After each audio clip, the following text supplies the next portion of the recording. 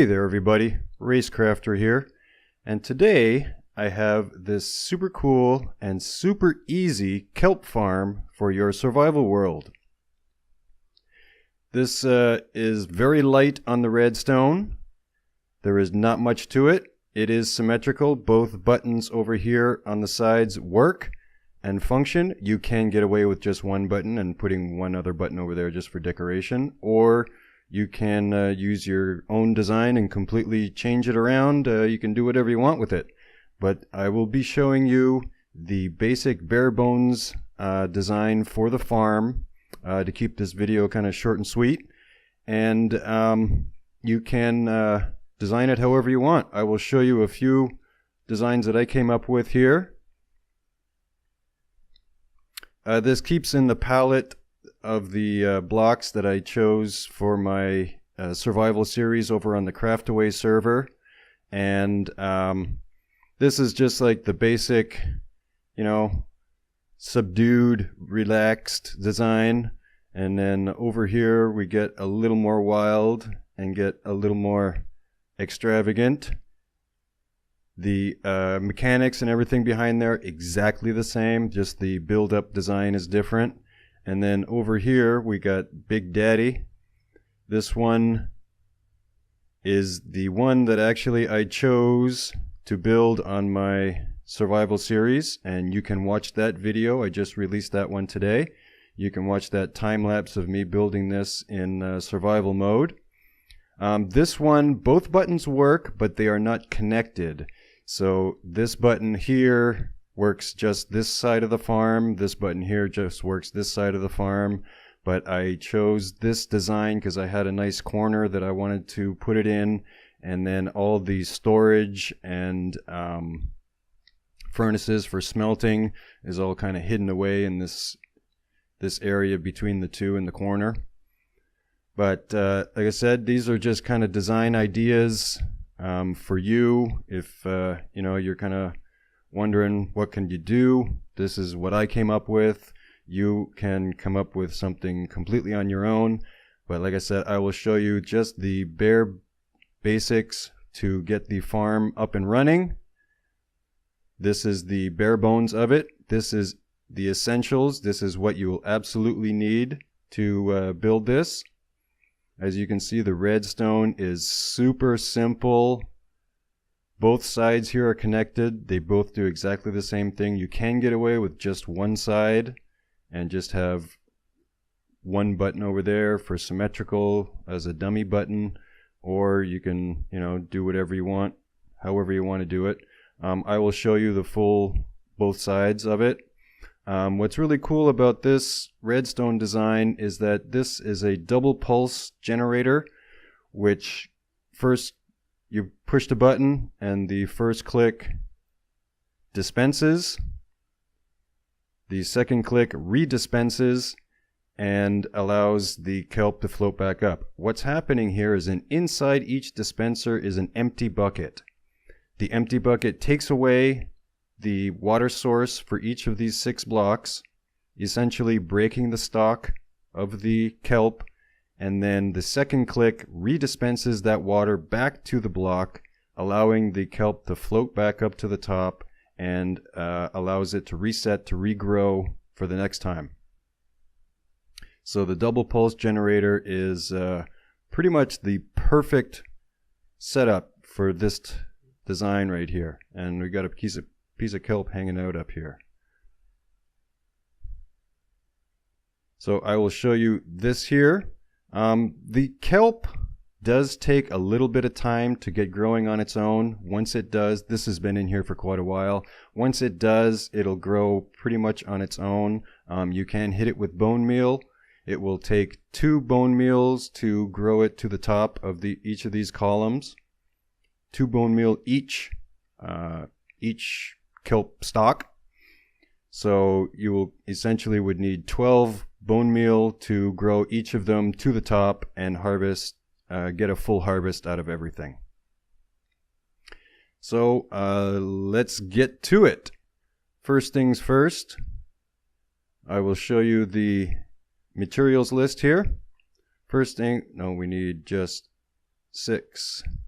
6 kelp. You can get away with just 1 kelp to start off with and kind of go from there, but you know, to fill it up you'll need 6. You'll need 6 trapdoors of your choice, wood or iron, does not matter. We'll need 13 slabs, your choice, does not matter which type. 2 buttons, you can get away with just 1 if you want. To keep it symmetrical, use 2. You will need 6 empty buckets. Since the water buckets are not stackable, you will need 36 water buckets. In survival mode, that's kind of a pain, but they do all fit in here, and walking back and forth to the water source is pretty much needed. You will need, for the redstone, you will need 4 repeaters. You can get away with just 2. You will need 12 pieces of redstone dust. You can get away with just 9. You will need 2 observers. You can get away with just 1. Blocks of choice, you will need pretty much a full stack. If you're using different types of blocks like I'm going to be doing, combined they will still equate to about a full stack. You will need 6 blocks of sand, or you can use gravel. Either one, doesn't matter. You will need 13 hoppers. You can get away with just 7. You will need 2 chests, or you can get away with just 1. You will need 6 dispensers. You cannot get away with more or less than 6. Well, you can get away with more, I guess, but you cannot get away with less than 6.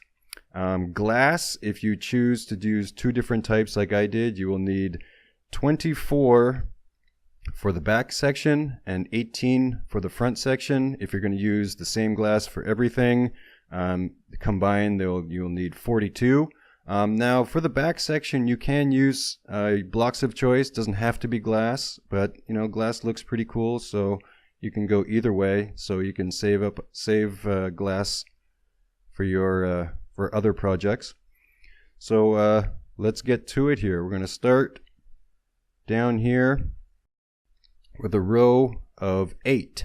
So 1, 2, 3, 4, 5, 6, 7, 8. Then we're going to come forward 3 blocks, this being 1, 2, 3. Same thing on the other side, 2, 3. Then sand, 6 blocks right here, 1, 2, 3, 4, 5, 6. And then fill in the front with block of choice, 6 of them, 2, 3, 4, 5, 6. And there's our base. Then on the sides here, we go 1, 2, 3, 1 row for now, 1, 2, 3. On the back section here, we start with our first row of glass. Again, you can use block of choice if you want. Doesn't have to be glass. On top of that glass, we will place our dispensers. So 1, 2, 3, 4, 5, 6. Then on the sides here, we're going to go up by 5 on each of these 3. So 1, 2, 3, 4, 5.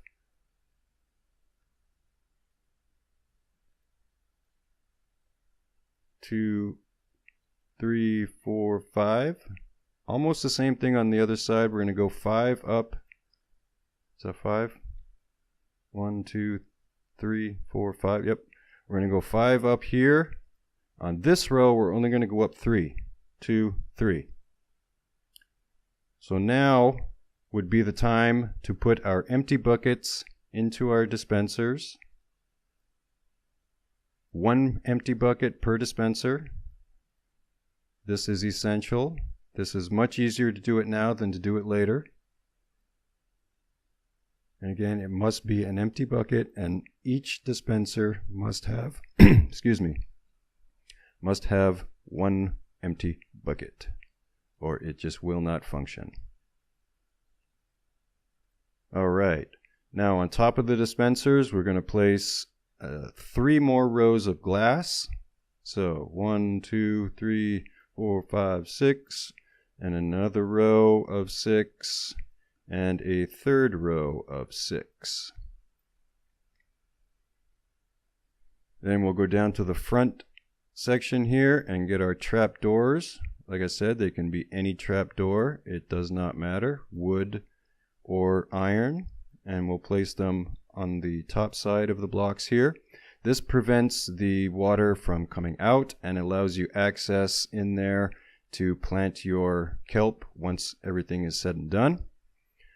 Then we'll start on the front here with our front glass, and we'll fill in everything above the trapdoors up to the same height as these. So that's 1, 2, 3, 4, and then we come across and just fill all this in. There.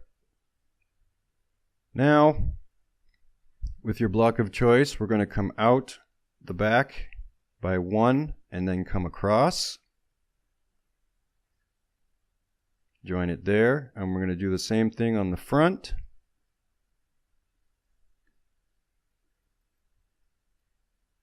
And we'll stop it right there. Now, we're just going to place a... Oh, did I mess up here? I think I messed up. And my game froze. There we go. This row of glass does not go there. Sorry about that. This is where our hoppers are going to go. So we're going to place temporary blocks here and throw our hoppers down. So 1, no, crouch, not backwards. 2, 3, 4, 5, 6, 7, and you will see that all the hoppers are facing this direction. And like I said, you can get away with just those 7 and place your chest right here and be done. You can reach the chest from the ground. It is reachable. Or you can send it all the way to the bottom like this with a double chest down here and a few extra hoppers. First hopper goes into the back of that chest. The rest of them go on top.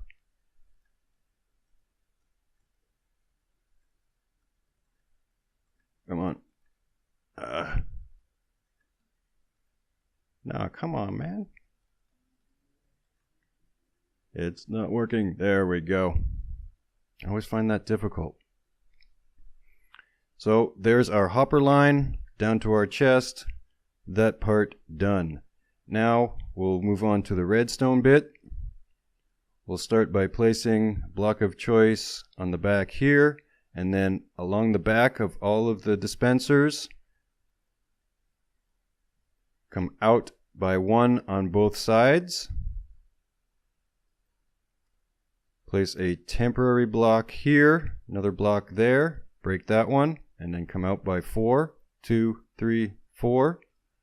Temporary block, block on top, break that one. Do the same thing on the other side.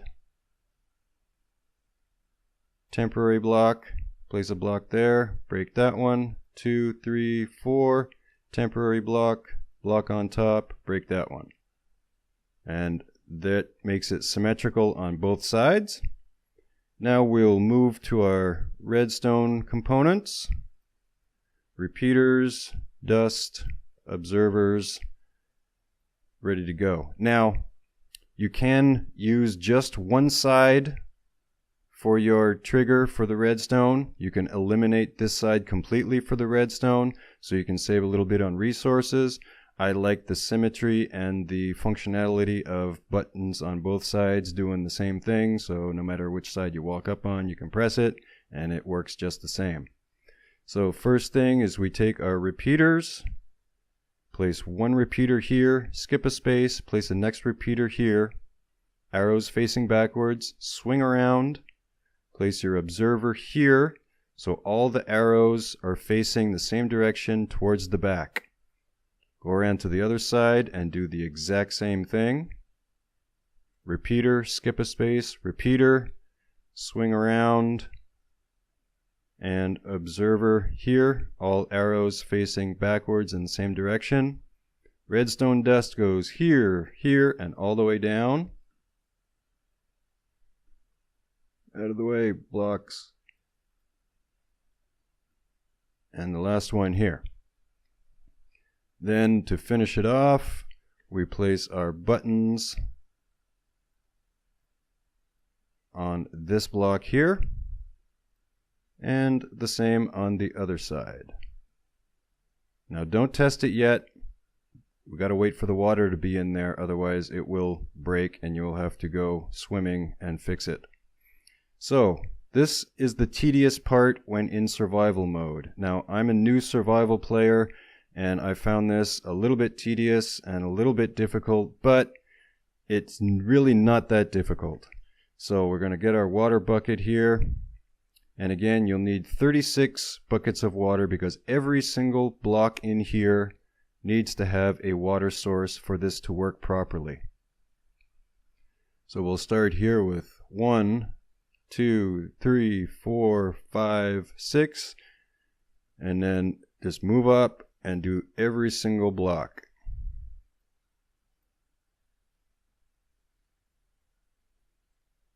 There's a lot of bobbing and swimming when done in survival mode, but it is doable. So come over here to this one. There. That would be 30 total, and this will be our 6. Now the last 6 buckets will get placed on the back here, and this is going to be our flowing water delivery system to our hoppers. When the kelp breaks, it'll float up to the top here, and this flow will push it down into the hoppers, into the chests, and for you to collect. So now that that is done, the last thing to do here is to plant our kelp. We put 1 piece of kelp per column, and there we go. That is done. Complete. How easy was that? I told you it was going to be easy. It is very, very easy. So optionally, you can use some bone meal to jumpstart things. It will take 12 bone meal to completely grow all 6 of these to the top. It takes 2 bone meal per stalk to grow it to the top. Like I said, these are optional. The kelp will grow on its own. You'll have to either be within a certain block radius, I think maybe 16 blocks radius for it to grow on its own, maybe more, maybe less, I'm not exactly sure. Or you can just speed this along or AFK for an hour or whatever to get these to grow. So there's everything grown up. Make sure there's nothing in the chest. Okay. Then we just hit the button. Empty bucket dispenses, takes away the water source for each of these blocks, breaking the kelp stalk, then redispenses the full bucket of water back to the source blocks, allowing the broken kelp to float up to the top into the hoppers. So in here we'll have 24 kelp for every harvest run. You'll get 24 kelp. So it's fairly efficient, 12 bone meal for 24 pieces of kelp. It's a pretty fair trade-off.